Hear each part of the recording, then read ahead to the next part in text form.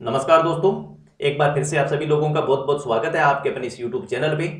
तो दोस्तों, बहुत सारे लोगों का एक सपना होता है भी मैं एक प्रोफेशनल अकाउंटेंट बनूं, अकाउंटिंग फील्ड के अंदर अपना करियर बनाऊं। लेकिन उनके करियर बनाने के बीच में जो सबसे बड़ा रोड़ा बनता है वो होता है अभी उनको बेसिक कंप्यूटर का नॉलेज ना होना।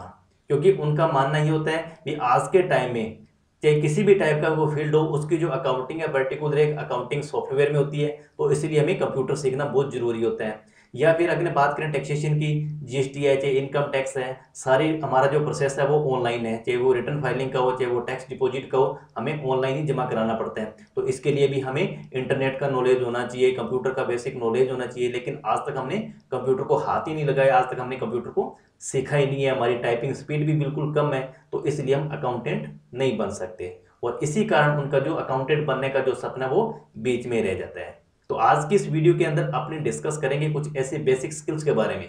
अगर आप उन बेसिक स्किल को भी सीख लेते हो तो आप एक अच्छे अकाउंटेंट बन सकते हो। कौन कौन सी वो स्किल है, इस वीडियो के अंदर अपनी पूरी डिटेल के साथ डिस्कस करेंगे। और वीडियो देखने के बाद वीडियो अगर आपको थोड़ा सा भी नॉलेजेबल लगे तो वीडियो को लाइक जरूर कर देना, शेयर भी कर देना, और चैनल पर पहली बार आए तो चैनल को भी सब्सक्राइब जरूर कर लेना। तो सबसे पहले अपने बात करते हैं भी अकाउंटेंट बनने से पहले आपको जो कंप्यूटर के बारे में जो बेसिक स्किल्स चाहिए वो क्या क्या होती है। जो लोगों का दिमाग में होता है भी हमारा कंप्यूटर कोर्स नहीं है, ऐसा भी नहीं है भी आपको बहुत बड़ा कोई हाई लेवल के आपके पास कोर्स किए हुए होने चाहिए, हाई टेक्नोलॉजी का नॉलेज आपको होना चाहिए। बिल्कुल भी ऐसा नहीं होता है। आपको मैं बताने वाला हूँ भी आपको शुरुआत के अंदर जो बेसिक है वो क्या क्या सीखना जरूरी है। तो बेसिक के अंदर अपने देखो, सबसे पहला जो इंपॉर्टेंट, अगर आप बेसिक कंप्यूटर सीख रहे हो ना तो उसके अंदर सबसे इंपॉर्टेंट आप सीखो इंटरनेट का नॉलेज। ठीक है। अब देखो, इंटरनेट का नॉलेज क्यों जरूरी है, क्योंकि आज के टाइम में हमारा जो टैक्सेशन का काम है सारा का सारा ऑनलाइन है। चाहे अपने जीएसटी की रिटर्न फाइल कर रहे हो, चाहे अपने टीडीएस की रिटर्न फाइल कर रहे हो, चाहे टीसीएस की रिटर्न फाइल कर रहे हो, चाहे इनकम टैक्स की रिटर्न अगर अपने फाइल कर रहे हो, तो अब इनके लिए क्या होता है, अभी बहुत सारी बात जो क्लाइंट है वो सारा हमारा डाटा है वो मेल करते हैं। ठीक है। तो अब आपको मेल को चेक करना भी आना चाहिए, कुछ गलती हो सकती है तो आपको उसका रिप्लाई देना भी आना चाहिए। मेल सेंड किस तरीके से होती है, मेल को किस तरीके से भेजा जाता है, ये चीज़ें भी आपको सीखना जरूरी हो गया है। अब इसके इंटरनेट का नॉलेज इसलिए भी जरूरी है क्योंकि हमें अब जीएसटी की जो रिटर्न वगैरह फाइलिंग करनी है तो इसके लिए हमें ऑनलाइन पोर्टल की जरूरत पड़ती है। जीएसटी के लिए जीएसटी पोर्टल की जरूरत पड़ेगी, इनकम टैक्स के लिए हमें इनकम टैक्स के पोर्टल की जरूरत पड़ेगी। तो हमें छोटी जो बेसिक बातें हैं भी पोर्टल किस तरीके से काम करता है, इंटरनेट हमें किस तरीके से बेसिक किस तरीके से यूज करना है, अपने को ज़्यादा एडवांस लेवल की बातें नहीं करें, केवल बेसिक जैसे मेल कर दिया। जैसे अपने रूटीन के अंदर क्या होता है कि व्हाट्सएप अपने से किसी को डॉक्यूमेंट सेंड कर दिया या व्हाट्सएप के थ्रू अपने डॉक्यूमेंट को रिसीव कर लिया, तो अब सेम इसी तरीके से अपने ईमेल के थ्रू भी हमारा जो रिकॉर्ड है वो हम क्लाइंट को सेंड कर देते हैं या क्लाइंट हमें भी सेंड कर देता है। तो उसको डाउनलोड करना, अपलोड करना, ये बेसिक चीज़ें आपको सीखना इसलिए ज़रूरी हो जाता है क्योंकि ऑनलाइन का काम है। तो ऑनलाइन के लिए आपको जीएसटी का जैसे टैक्स डिपॉजिट कराना है तो इसके लिए भी ऑनलाइन की जरूरत पड़ेगी, इंटरनेट की जरूरत पड़ेगी। रिटर्न अगर अपने ऑनलाइन फाइल करते हैं इसके लिए भी इंटरनेट की जरूरत पड़ेगी। तो ये छोटा मोटा जो बेसिक काम है इंटरनेट से रिलेटेड वो बहुत ज़्यादा सीखना जरूरी होता है। और उसके बाद अपने बात करते हैं माइक्रोसॉफ्ट एक्सेल की। ठीक है ना। अब देखो, एक्सेल क्यों जरूरी है, क्योंकि आप एक अकाउंटेंट बन रहे हो। अब अकाउंटेंट बनेगा तो अब अकाउंटिंग सॉफ्टवेयर के साथ साथ हमें एक्सेल जरूरी होता है। क्यों होता है, क्यों मान लीजिए हमें जब बुक्स ऑफ अकाउंट्स अपने फाइल करते हैं या अपने जब जीएसटी रिटर्न को अपने एक्सेल के अंदर एक्सपोर्ट करते हैं तो हमें एक्सेल की बेसिक नीड होती है। अब ऐसा भी नहीं है भी आपको एक्सेल के अंदर बहुत सारे फॉर्मूले आपको पाने चाहिए, हाई लेवल का आपको एक्सेल आना चाहिए, ऐसा इसके अंदर भी नहीं है। अब आपको एक्सेल के अंदर इंपॉर्टेंट क्या चीज़ है भी, जो भी चीज़ अपने यहाँ पर बना रहे हैं, जैसे मान लीजिए अपने को बैलेंस शीट बनानी है तो आपके दिमाग में होना चाहिए जो बैलेंस शीट बनाने का जो फॉर्मेट है वो किस तरीके से अपने को डिज़ाइन करना है। ठीक है। और उसके बाद में कुछ हमारे बेसिक फॉर्मूले होते हैं जो हमें रूटीन में ही यूज़ अपने करते हैं। बेसिक फॉर्मूला कौन कौन सा हो गया, जैसे अपने को प्लस का भी यूज़ करना पड़ता है, घटाना है तो अपने को माइनस का भी यूज़ करना है, गुणा करना है तो मल्टीप्लाई का, ठीक है, डिवाइडेशन भाग करने के लिए परसेंटेज का। तो ये कुछ बेसिक फॉर्मूले हैं। कोई जैसे कोई डुप्लीकेट कमांड वगैरह का अगर अपने को लगाना हो या कोई डिफरेंस अगर अपने किसी चीज़ का चेक करना हो तो ये 5-7 बेसिक फॉर्मूले होते हैं जो एक अकाउंटेंट को आना जरूरी है। क्योंकि एक्सेल का यूज होगा तो एक्सेल के अंदर अपने जैसे ट्रेडिंग अकाउंट बनाना है, बैलेंस शीट बनानी है, प्रोजेक्टेड रिपोर्टें तैयार करनी होती है, या फिर एक्सेल के अंदर अपने को जीएसटीआर 1 है, या 3B की रिटर्न अगर अपने को तैयार करनी है तो उसके अंदर उसको थोड़ा बहुत मॉडिफाई किस तरीके से करना है। एनुअल रिटर्न भी एक्सेल का अंदर काम होता है। तो किस तरीके से जो बेसिक चीज़ें हैं, डिफरेंस चेक करना, प्लस माइनस करना, टैक्स की कैलकुलेशन करना, तो इसी के लिए हमें बेसिक जो फॉर्मूले उनका नॉलेज जरूरी हो गया है। और उसके बाद के अंदर बात करते हैं अपने माइक्रोसॉफ्ट वर्ड की। अब देखो माइक्रोसॉफ्ट वर्ड, वैसे तो अकाउंटेंट लोगों को माइक्रोसॉफ्ट वर्ड की जरूरत पड़ती नहीं है, लेकिन फिर भी आपके पास में इसका भी बेसिक स्किल होना चाहिए, क्योंकि वर्ड के अंदर मेन काम किसका होता है, टाइपिंग का। अब टाइपिंग के अंदर कई बार ऐसा होता है भी आपको कई बार सीनियर्स लोग ये बात भी बोल देते हैं भी हमें किसी भी चीज नोटिस का कोई रिप्लाई देना है तो आपको वो रिप्लाई है टाइपिंग करनी पड़ेगी। हो सकता है वो आपको मैन्युअली लिख के दे दें, तो आपको वर्ड के अंदर उसकी थोड़ी बहुत टाइपिंग आनी चाहिए और उसका बेसिक डिजाइन किस तरीके से करना है। कोई एप्लीकेशन हो सकती है किसी टाइप की भी, ठीक है। मान लीजिए कोई जीएसटी नंबर आपको कोई री इश्यू करवाना है, कोई रिफंड री इश्यू कराना है, तो आपको बेसिक एप्लीकेशन टाइप करनी पड़ती है, तो वो माइक्रोसॉफ्ट वर्ड के अंदर अपने यूज़ करते हैं। तो माइक्रोसॉफ्ट वर्ड का भी नॉलेज जरूरी है। और उसके साथ साथ आपको हार्डवेयर का नॉलेज। अब देखो हार्डवेयर का नॉलेज क्या है, अब हार्डवेयर के भी ज़्यादा अकाउंटेंट लोगों को जरूरत पड़ती नहीं है, लेकिन उसके बावजूद भी हार्डवेयर का इतना बेसिक नॉलेज, जैसे मान लीजिए आपके पास कोई लैपटॉप है या कोई पीसी अगर आप यूज़ करते हो, तो उसके अंदर मान लीजिए कोई दिक्कत आ गई, कोई भी मतलब कोई केबल भी खराब हो सकती है, ठीक है। तो आपको पता होना चाहिए भी ये केबल खराब हो रही है, तो इसको केबल को अपने चेंज कर सकते हैं। कई बार हमारी कोई रैम वगैरह का इश्यू आ जाता है, स्क्रीन के अंदर पूरा डिस्प्ले सही नहीं आता, तो अपने को पता है भी रैम को अपने को निकाल के उसको साफ करके किस तरीके से लगानी है। तो ये छोटा छोटा जो बेसिक है, ऐसा नहीं भी आपको कोई बहुत ज़्यादा हैवी नॉलेज या आपको रिपेयरिंग सीखनी पड़ेगी, ऐसा कुछ नहीं है। बेसिक चीज़, हमारी पीसी स्टार्ट नहीं हो रहा तो उसका रीज़न क्या है, कि आपको पता होना चाहिए भी हमारी जो मेन सप्लाई है वो ऑन हो रही है या नहीं हो रही है, उसके अंदर लाइट आ रही है नहीं आ रही है, इनकी छोटा मोटा बेसिक नॉलेज। जैसे अपने मोबाइल के अंदर अपने यूज़ कर लेते हैं भी चार्जिंग नहीं लग रहा, चार्जर का बटन ऑन है या नहीं, या अडेप्टर तो खराब नहीं हो गया, कोई केबल तो खराब नहीं होगी। जितना नॉलेज उसके अंदर चाहिए उतना नॉलेज हमें इसके अंदर सीखना पड़ेगा। और ये बाकी जो चीज़ें हैं आप जो अपने बता रहे हैं, ये इतनी ज़्यादा कोई वो स्पेशल भी नहीं है भी आपको इसके लिए पहले कोई 1 साल का कोई कोर्स सीखना पड़ेगा। ये वो सारी बेसिक बातें आपको मैं वो बता रहा हूँ जो आपको अकाउंटिंग कोर्स सीखने के साथ साथ भी आप इन चीज़ों को सीख सकते हैं। क्योंकि बहुत सारे इंस्टीट्यूट लोग क्या करते हैं भी आपको ये गुमराह भी करेंगे भी आपको इस पास में तो बेसिक नॉलेज होना चाहिए, फिर भी आप टेलीविजन सॉफ्टवेयर को यूज़ कर पाओगे, तभी आप एक अकाउंटेंट बन पाओगे। क्योंकि उनको लालच रहता है भी पहले तो अपने इसकी बेसिक फीस लेंगे और बाद में अपने अकाउंटिंग सिखाने की भी फीस लेंगे, तो ये डबल चूना स्टूडेंट को लग जाता है। ऐसा भी नहीं है, नॉर्मल से आपको मैं बातें बता रहा हूँ जो आप साथ के साथ भी सीख सकते हो।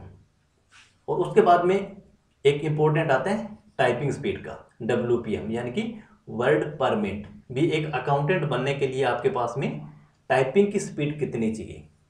और वैसे तो आपको मैं बता दूं भी अकाउंटेंट बनने के लिए टाइपिंग की स्पीड इतनी कोई ज़्यादा अगर आपकी नहीं है, आप कोई 15 से 20 वर्ड अगर आप लिख लेते हो पर मिनट के तो भी सफिशिएंट है, एक बार स्टार्टिंग के अंदर आपका काम चल सकता है। ऐसा नहीं भी आपको टाइपिंग बिल्कुल भी नहीं आती तो कोई दिक्कत नहीं है, टाइपिंग भी जरूरी है अकाउंटेंट के लिए। क्यों जरूरी है अपने इसके लिए थोड़ा सा अपने डिस्कस करते हैं। जैसे मान लीजिए टेली सॉफ्टवेयर यूज़ कर रहे हैं, आपके पास कोई भी सॉफ्टवेयर हो सकता है, सेम ही प्रोसेस होता है सभी का। मान लीजिए मैंने एक कोई सेल वाउचर की एंट्री करनी है, ठीक है, वाउचर नंबर मैंने लिख दिया। अब यहाँ पे जैसे मान लीजिए पार्टी का अकाउंट नेम अपने सेलेक्ट करेंगे। अब इसमें क्या होता है, जैसे पार्टी का अकाउंट नेम है तो सॉफ्टवेयर के अंदर हमारे पास में ऑलरेडी अपनी वन टाइम क्रिएट करके लेजर क्रिएट कर लेते हैं। लेकिन उसके बाद क्या होता है भी आपको यहाँ से केवल स्टार्टिंग का जो अक्षर है वो उसको टाइप करके उस लेजर को सिलेक्ट करना होता है। जैसे मान लीजिए मैंने यहाँ पर एक सिलेक्ट किया मनोज कुमार एंड कंपनी का खाता, तो मैंने क्या किया, M बटन प्रेस किया। तो जैसे मैंने M बटन प्रेस करूंगा तो M नाम से जितने भी लेजर मेरे पास क्रिएट होंगे वो सारे हाईलाइट हो जाएंगे। उसके बाद अगर आपके पास में बहुत सारे ज़्यादा नाम है, मान लीजिए पूरी ये लिस्ट आपके पास में भरी पड़ी है M नाम से, तो आप क्या करोगे, उसके नाम के आगे का अक्षर एक और टाइप करो। जैसे मान लीजिए मेरे को मनोज का नाम सेलेक्ट करना है तो MA देखो, अब उसके बाद MAN के बाद में कोई ऐसा लेजर नहीं है जो मेरा स्टार्ट हो रहा है, तो मनोज कुमार एंड कंपनी का नाम ऑटोमेटिक सेलेक्ट हो गया। तो मैं यहाँ से क्या करूँगा, एंटर बटन प्रेस कर दूंगा। अब ऐसा नहीं है भी मेरे को हर बार यहाँ पर मनोज कुमार एंड कंपनी का नाम हर बार लिखना पड़ेगा, एक बार ही आपको स्टार्टिंग के 2 अक्षर 3 अक्षर आपको टाइप करने, लेजर ऑटोमेटिक सेलेक्ट हो जाता है। सेम यही प्रोसेस हमारा स्टॉक आइटम का भी होता है। स्टॉक आइटम हमारे पास में ऑलरेडी क्रिएट होती है, अगर आपके पास नहीं है तो अपनी क्रिएट करेंगे तब आपको यहाँ पर नाम लिखने की जरूरत पड़ती है पूरा, चाहे वो लेजर हो चाहे वो स्टॉक आइटम हो, ठीक है। तो अब तब आपको थोड़ा बहुत टाइपिंग स्पीड, अभी आप थोड़ा सा जल्दी लिखो, जैसे मान लीजिए मेरे को नाम लिखना है राम सिंह एंड कंपनी, तो अगर आपके पास में स्पीड थोड़ी सी होगी तो आप नाम को जल्दी टाइप कर दोगे, अदरवाइज थोड़ा सा स्लो कर दोगे। फर्क कितना ही पड़ना है, इससे कोई ज्यादा फर्क नहीं पड़ना है।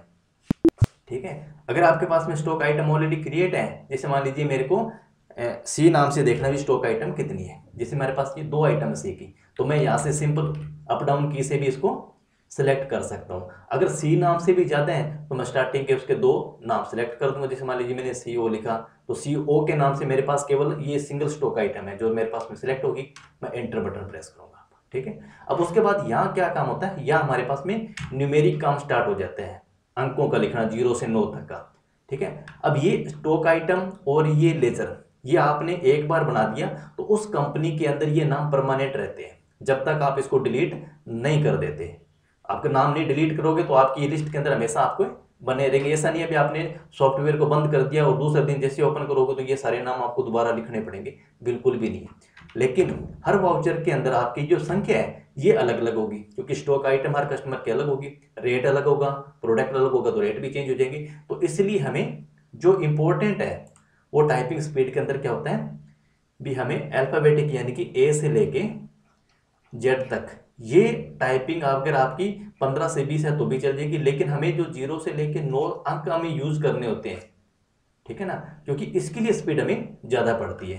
क्योंकि अब इसके अंदर क्या होगा कि हमारा जो कीबोर्ड के अंदर ये जो न्यूमेरिक कीबोर्ड का जो हमारे पास में लगा होता है इस टाइप का, जैसे कि मान लीजिए हमारे पास दिए भी 0 का है, इंटर बटन हो गया, प्लस का हो गया, माइनस का हो गया, उसके बाद में हमारी ये 7, 8, 9 इस तरीके से हमारे पास में जो भी ये न्यूमेरिक की एरिया होता है, इसके अंदर आपको प्रैक्टिस करनी जरूरी होती है। क्योंकि स्पीड क्या होता है अभी सॉफ्टवेयर के अंदर आपने देखेंगे, अपने टैली सॉफ्टवेयर को ओपन करते हैं, जैसे मान लीजिए मैं आऊँगा, उसके बाद जैसे जैसे अपने इंटर बटन प्रेस करते जाएंगे हमारा टैब बटन आगे से आगे चलता जाता है।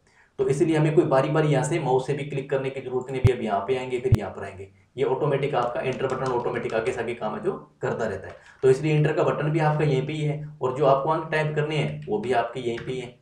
ठीक है, उसी तरह आपकी टाइपिंग स्पीड जितनी ज़्यादा फास्ट होगी उतना ज़्यादा आप क्या करोगे, जो डाटा एंट्री हमारे जो वाउचर की एंट्री है वो उतनी ज़्यादा आप फास्ट कर पाओगे। तो इसीलिए टाइपिंग की स्पीड भी आपको ऐसा जरूरी नहीं है कि आपके 50 से 60 मिनट पर वर्ड मिनट की आपकी स्पीड होनी चाहिए, क्योंकि यहाँ पर अपने कोई लेटर वगैरह टाइपिंग नहीं कर रहे, हमें केवल वाउचर एंट्रियाँ ही करनी होती है। तो इसलिए आपके पास में बेसिक टाइपिंग स्पीड 15 से 20 है, और इधर आपके पास में जो कैलकुलेटर वाला जो हमारा एरिया है उसकी अगर आपकी स्पीड अच्छी है तो आप और ज़्यादा फास्ट है जो एंट्री कर पाओगे। और उसके बाद में सबसे ज़्यादा इंपॉर्टेंट जो है वो है अकाउंटिंग का नॉलेज, आपके पास बहुत ज़्यादा स्किल्स होनी जरूरी है। आपको हर टाइप के वाउचर की ट्रांजैक्शंस पता होनी चाहिए, और जो ट्रांजैक्शन अपने पास कर रहे हैं, जो एंट्री अपने कर रहे हैं जिस वाउचर के, उस वाउचर का इफेक्ट हमारी फाइनल रिपोर्ट पे यानी कि बुक्स ऑफ अकाउंट्स पर कहाँ कहाँ पड़ता है भी, जो आपने एंट्री करी है उसका आपके ट्रेडिंग पे क्या इफेक्ट पड़ना है, प्रॉफिट एंड लॉस अकाउंट के ऊपर क्या फर्क पड़ना है, बैलेंस शीट के ऊपर क्या फर्क पड़ना है, बैलेंस शीट के ऊपर फर्क पड़ रहा है तो लायबिलिटी साइड पड़ रहा है या एसेट साइड पड़ रहा है। ये नॉलेज आपको बहुत जरूरी है, किन से पहले, बेसिक कंप्यूटर सीखने से पहले और टाइपिंग स्पीड वगैरह वर्ड पेमेंट सीखने से पहले। अगर आप अकाउंटेंट हो तो हमें अकाउंटिंग से रिलेटेड जो काम है उसके ऊपर इंपॉर्टेंट फोकस हमें करना है। ठीक है, ये बेसिक बातें वही है, अगर आप इनको उसको सीख रहे हो तो इन चीज़ों को आप साथ के साथ भी सीख सकते हो। पहले आपको कोई एडवांस में सीख के रखने की जरूरत नहीं है मेरे हिसाब से, तो क्योंकि बेसिक चीज़ें हैं और साथ के साथ आप सिस्टम को तो यूज़ करोगे, किसी भी इंस्टीट्यूट पे जाओ तो यहाँ पे भी ये चीज़ें बेसिकली ईजी आप सीख सकते हो। आई होप कि आपका जो डाउट है भी हमें अकाउंटेंट बनने के लिए बहुत ही ज़्यादा हमारे पास एडवांस स्किल्स होनी चाहिए, टाइपिंग स्पीड होनी चाहिए, उसका जो डाउट है वो क्लियर हो गया होगा। फिर भी अगर आपका कोई क्वेश्चन है, कोई क्वेरी है तो आप हमें कमेंट कर दीजिए, हम पूरी कोशिश करेंगे अगले वीडियो के अंदर आपका भी रिप्लाई देने की। और वीडियो पसंद आई तो वीडियो को लाइक जरूर कर देना, और चैनल को अभी तक सब्सक्राइब नहीं किया तो वह भी जरूर कर लेना।